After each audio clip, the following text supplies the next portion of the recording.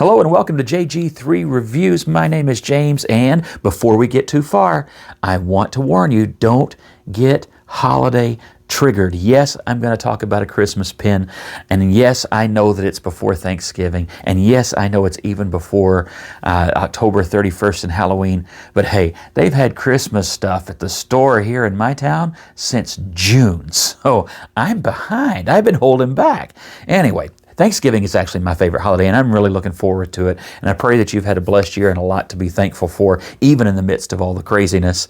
But Christmas, one of the viewers, George Norcus, has sent me a pin, and thank you very much, George. Really appreciate it. He sent this pin and wants me to share with you something that he's found and enjoys. And this is a Wingsung 3013 that's Christmas themed and has a bent nib. Look at that. So we're going to talk Christmas Wingsung bent nib vacuum filler, and see, I didn't even put the ink in, so you get to have the fun of watching that thing fill up here in just a second. So let's look at this pen, see if it's something you might want to use. Maybe you do your Christmas cards with this that way. Maybe it's a great stocking stuffer for you, for your kids. Introduce somebody to a bent nib, a fountain pen, and a Christmas pen, and all that good stuff. Let's just go ahead and look at this thing up close, and then we'll fill it up with some green ink, I think is what I'm going to use today, because I'm in a green ink mood, and see how this bent nib writes. It should be an interesting review today. Let's flip that camera and get started. All right, so here we are with the Christmas-themed Wingsung 3013 fountain pen, vac-filled with a bent nib. That's a lot to make this pen stand out from, say, just the normal faceted, clear 3013, which I think was the second of the 3013s that I bought. Really like these pens. I found mine to be reliable, a great nib. It has a pilot style nib in the standard ones. This, of course, has a bent nib. But they're good writers, hold a lot of ink, and I enjoy them every time I use them. And I expect to do the same here. Now, I dip tested it with the nib just to check out that nib earlier, but I've kept the pen clean so that we can fill it during this review, because it's just always a cool process of filling a vac-filled pen, and why not share that enjoyment with you? I just think it's a fun thing to do.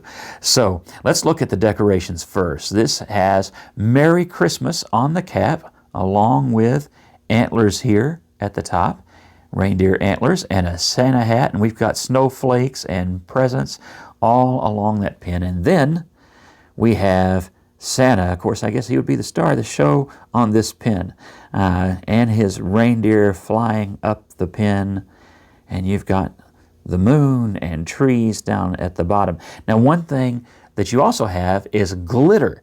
There is glitter, I think. Well, I'm not sure exactly how they applied it. It's on kind of to the outside layer of the acrylic toward the outside, and then there's a layer of glitter toward the inside. So I'm thinking that's maybe post-injection molding, but I don't know. I have no idea exactly how they did that, but it does give it kind of a 3D layer effect, which is kind of cool. I'm sure the camera doesn't do it justice, but it's there. So let's take a look at the rest of the pen, and I've got my regular one here because I want to show you some differences. One is, you'll notice that in this 3013 and in the standard ones, you have a faceted cap, and of course these are very similar to the TWSBI diamond, which has the facets on the barrel, but in this pen they're on the cap, and I think they're nicely done. That's on the normal one. This one does not have those because it's decorated for Christmas, and the facets would have gotten in the way of all that process, I am sure. There are other differences. The twist knob, I'm sure I'm not saying that right, but there you go. The knob you twist in order to pull this back and vacuum fill the pen. On this has facets as well, and here, this is smooth. If you look, and I may throw up pictures to get you even closer, but if you look here, the pistons, they're just slightly different, and there's several little small differences like this. I did check, and the parts are interchangeable, so they're not that different. But you know, this piston is a little bit taller than this one, and then the rubber part is pretty much the same. You know, it's a little bit different as far as the metal work that's done. This is just a touch different from this. This is a little bit smoother. And then the band. The band is quite different. While it's the same size, this has that kind of laser etching is what it reminds me of. I'm not sure that's how they do it, but that's what it looks like. And it has, in Chinese characters, Wing Sung, I believe, and 13. And then this is Wing Sung in English, and the 3013, but it's stamped. This one is a more stamped effect, or at least more obviously stamped, if that makes sense. And you have 2 indented trim rings as part of the chrome band. So then everything else is the same besides, obviously, the nib and the clip. The clip is a slightly different style as well.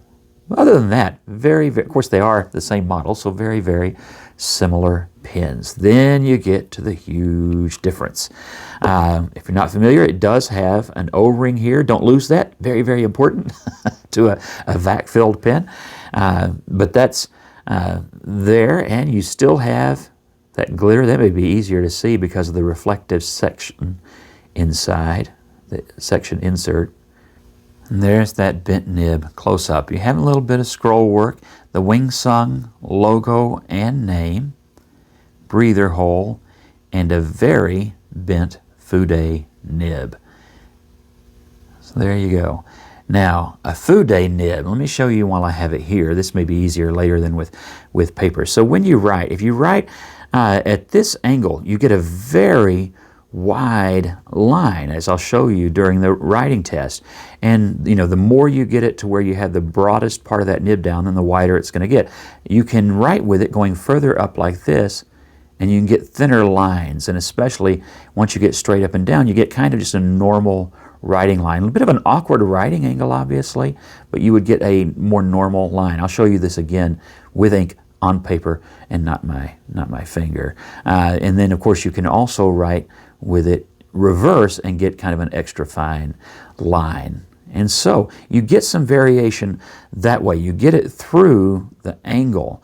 And in Chinese characters, of course, having thick and thin possible, that makes sense. Now, I am not going to write any Chinese characters. That is not within my talent or wheelhouse at the moment. So that's not going to happen. But I'll show you some of the line variation, and then you can apply it however you want to. I would imagine this is a pen that you could use for doing some sketching and artwork that would also help you to be a little bit more versatile without having to reach for another writing instrument, which can be quite handy. But that is the Fude nib. Now, let's go ahead and ink this pen up. All right, I'm going to do my best to let you see exactly what we're doing here. And the way that this works, if you've not seen it before, is you unscrew the top. Now, some pens will have a notch that you have to kind of pull this out. This one does not have one. Neither does that one. And then, very, very simple process. I love how easy it is, but I also love how cool it is. You're going to make sure I have that in camera. You lower it down into the ink bottle, which I hope, I may need to tilt it. This one has gotten a lot of use. I like this ink. But you lower it into that ink bottle, and then you push down. Make sure my fingers aren't in the way. You push down, and then, you hear that? And the pen just fills up. So, I really like that. This one filled about halfway full. I'm just going to give it that one time. I'm not worried about getting it completely full. I know sometimes that's important to people, but I'm really not worried about it today.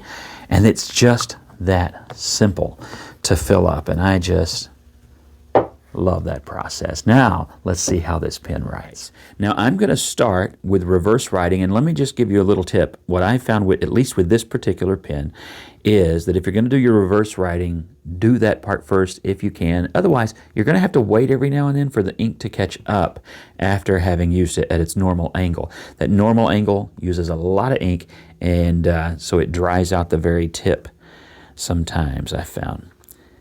This is a Wing Sung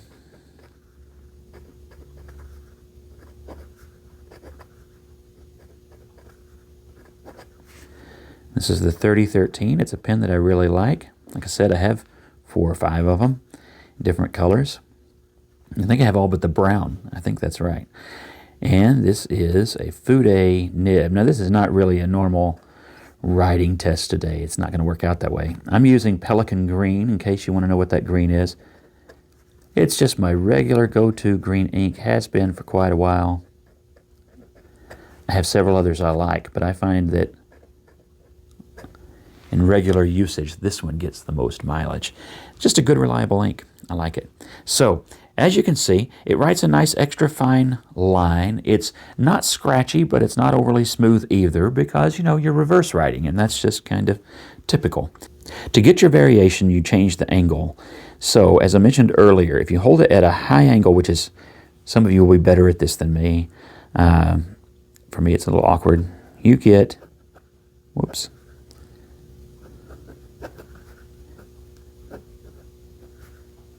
My handwriting's not very good like this.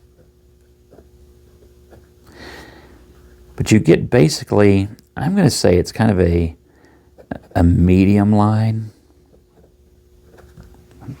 Then you can come down just part way, maybe about a 60 or less angle. I'm going to call it at about a 60 angle.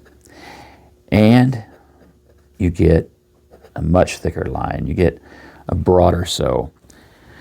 Maybe a Western broad, and like that. And then you give it its full length. And you can't write small, can you? Not like that. So in its full angle, you get this great big paintbrush of a pen, right? And it's fun. I like it.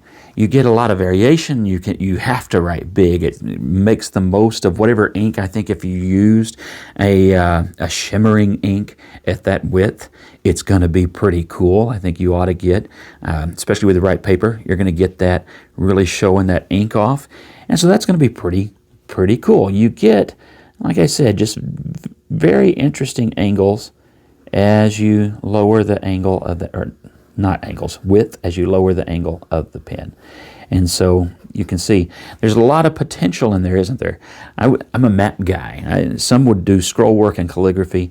Doing coastlines, making it look like a vintage map, you can really get some interesting things going on in there.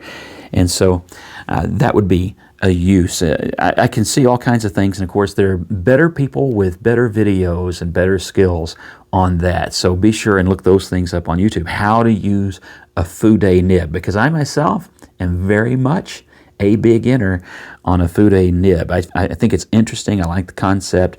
Certainly it's nothing new, but it's certainly new to me. And I've just had the mini Fudes, and that's mainly just for, I want variation in my normal writing. This would really not be for just normal, everyday writing. As you can see, it would be just very thick. Now, there's times when I might want to use that. Okay, so that's a fun pen, and thank you, George, very much for introducing me to this pen and to that Fude nib. I think that's going to be a lot of fun, and I'm going to have to take some YouTube classes on how to use this thing properly and really kind of get out of it some really cool things, because there's a lot of potential that's there. And with that, God bless you all, and I hope that you do have, whether it's whether you're trick-or-treating, having Thanksgiving, or Christmas when you see this, I hope you have a good holiday and a good day and a good week, and thank you for watching. Like, subscribe, there's other stuff coming your way very soon.